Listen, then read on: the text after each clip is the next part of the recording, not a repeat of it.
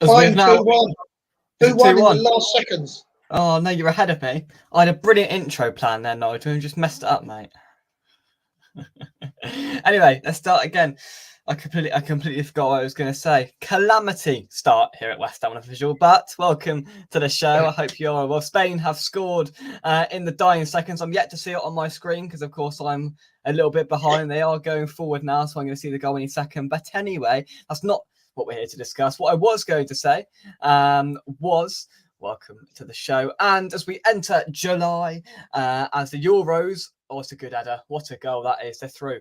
Brilliant header. As we enter July and the Euros draws to its conclusion, West Ham, David Sullivan, Julian Lopetegui and Tim Steidten will want to turn attention to transfers. And we want to get as many players in for the limited budget that we have at our disposal. In this show, over the next 20 minutes, we're going to discuss all of the rumours out there on the mill and give our thoughts and opinions on their potential move in or out of West Ham United. Nigel is joining me. How are you, mate? I'm good, mate. You? Yeah, not too bad. Not too bad at all. So the hosts are going out of Euro 2024, barring an absolute miracle in the last few seconds of extra time. Spain, they seem pretty irresistible. But I'm going to caveat on, I've got no link whatsoever. Max Kilman, deal all but done, £40 million plus add-ons. It's a hefty transfer fee when we're in a financial position of not much flexibility. We signed Louis Guilherme for 20 to 30 million pounds, and we've now splashed 40 on Premier League established Max Kilman. What do you make of it, Nigel? Do you know what? I haven't seen enough of Kilman. I've seen him when we played him, but it's not been outstanding. The fella from Wolves that I liked was Ilknori, was it? I thought he was a really good player. Do you know the guy I like from Wolves? Is his name Dawson? Craig Dawson. I quite like him. Yeah. Alan Dawson. Yeah, that's it. Yeah. Nori in that first half, I thought, Molyneux, Jesus, he's had a field day, didn't he? He was next level against us. And you know what? I wish we'd have signed him, but he must have said something in Kilman that he saw 40 million quid's worth. So let's just hope he's decent.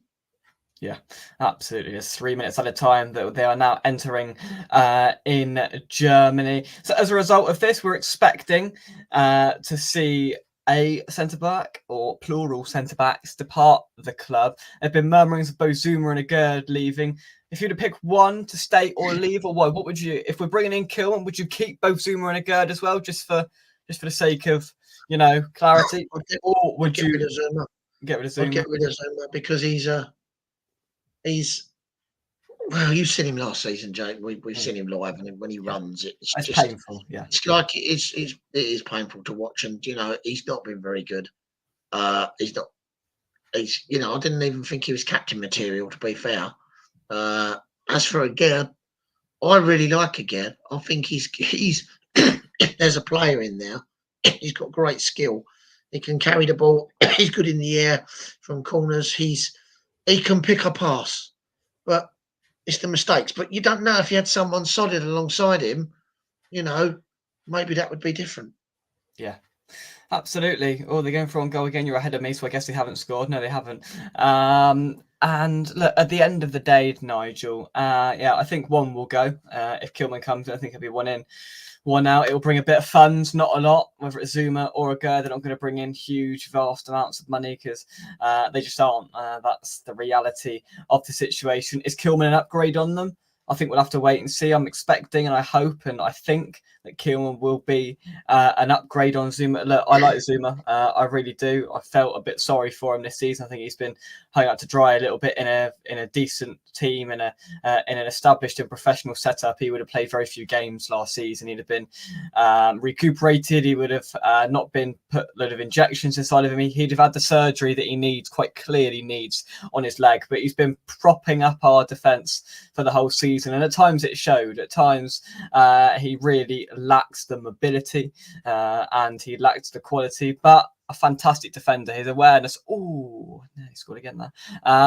but his defensive awareness, blocks, and all the rest of it, they've been second to none. And look, if he does leave, I'll say thank you, Kurt. I really will. I think he's been a brilliant player for us. Not captain material, don't get me wrong, but he's still nevertheless been a really good centre half for us over the last few years. I don't think anyone should forget that. But maybe now does feel the right time, unless he can have surgery and unless his knees can be magically fixed. I think his time with us is running out, Nigel. I think he's done full stop, Jake. I mean, when last season when he was hobbling around, I thought, how can he even still be a professional footballer? It looked that honestly, I'm not joking. It looked like he was a Sunday league player and the way he ran, and I was just thinking, how is he getting in the team? I honestly did, and I think Mavropanos is decent. I think with Kilman, Mavropanos, a Gerd, I'd keep a Gerd, but again, we need transfer money from somewhere, and it doesn't look like we're going to get that promised, 80 million odd from Qatar. That looks like it's dead in the water. So, where's the money coming from? Well, I don't know. Look, there's been reports in the last few days that maybe we have got a little bit more money than was first perceived. Well, I flip and hope so, if that's the case, because we spent 40 million on Kilman, 20 to 30 on Guilherme. We were told we had 60 to 70 million. If that's true, it's all gone. And apparently we've been scouting 15 forwards and we're trying to see the best option. And apparently Lopetegui met with Sullivan last night and they discussed potential targets and areas that they want to improve in. And the two significant areas were on the wing, which surprised me a little bit, and a forward, which surprised me less, if I'm honest. And Nesri is a name that I think is going to pop up. It hasn't in the last few days, but that's a name that I'm expecting to pop up because I've been doing this a while. I know how these rumour mills work. Former Sevilla manager, isn't he? Julian Lopetegui. Oh, a red card there. Do it now. Yeah, it was Carvajal put his arms around Wirtz's neck when he was through. So, yeah, he's ready. That's him out of the competition then, I think, isn't it? Wow. Oh, yeah, he did. Let me know. There we go. Well, it's all heating up in Germany. But anyway, I completely forgot what I was saying about forwards and the money we've got. Overall, a forward, is that an area you would be targeting, Nigel? We keep saying about forwards, don't we? And we never end up getting ones that are any good. I mean, El Nesri, it's been rumours for the last 2 seasons that he's going to come to us, and I believe that I heard him say he didn't want to come to West Ham. So whether or not Lopetegui will make a difference, being his ex-manager, I don't know. But I've always thought he was a really good player. But what system are we going to play? What system's Lopetegui? He's not going to. We're hoping he's not going to play, a defensive-minded team. What setup are we going to have with him? None of us know. None of us know, what's going to happen. It's going to be interesting. Spain are through. The hosts are out of Euro 2024. There we go. First of 2. Hopefully very good games this evening as the quarterfinals gets underway. Of course, England play tomorrow night. So I'm not going to have too much sleep tonight because I'll get it tomorrow afternoon watching England. Another report is coming through Lucas Paquetá, something that you referenced a little bit earlier on, Nigel. It's suggesting that there's interest out in Brazil from Flamengo. They're interested in him. Have they got sufficient funds there? Trying to go down the loan route, which we're vigorously shaking our head at and saying there's no way we are loaning out Lucas Paquetá, which is the right thing to do. Whether they're serious about signing him, I don't know. But if the bid comes in, we're going to accept it, aren't we, if it's right, Nige? If it's a bid, yeah. I mean, you would be absolutely off your trolley to loan a player of that ability out. Like for Nixies, do you know what I mean? You either buy, you want him, and you buy him. You can't sort of loan him, especially he's such a pivotal player for us sometimes that you can't loan him. It's a no brainer. I'm a bit going on about you'll go on to it in a minute about a right back situation. I don't know why we're going for a right back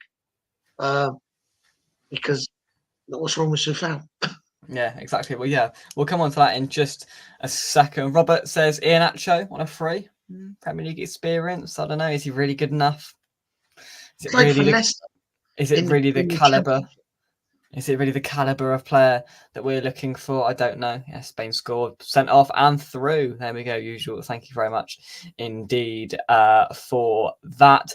Yeah, I don't know. Look, if the offer comes in for Paqueta, I think it would be silly to reject it, if we're honest, if it's in the region of what we're asking for. If it's got a 7 or an 8 in front of it, I think we'd be daft to turn it down, if I'm totally honest with you. Moving on to another deal that is in the pipeline potentially. It's a swap deal, and it involves Flynn Downs, who was a massive success on the South Coast, helping the Saints get promoted back up to the Premier League at the first time of asking. I've spoken to some Southampton fans. They see him as a pivotal player here if they're going to survive in the Premier League next season. They desperately want the young midfielder in their team next season. We have open negotiations and we've been offered Carl Walker Peters. Now you've raised the issue or problem or point, Nigel, about do we need a right back? Now we've let Ben Johnson go.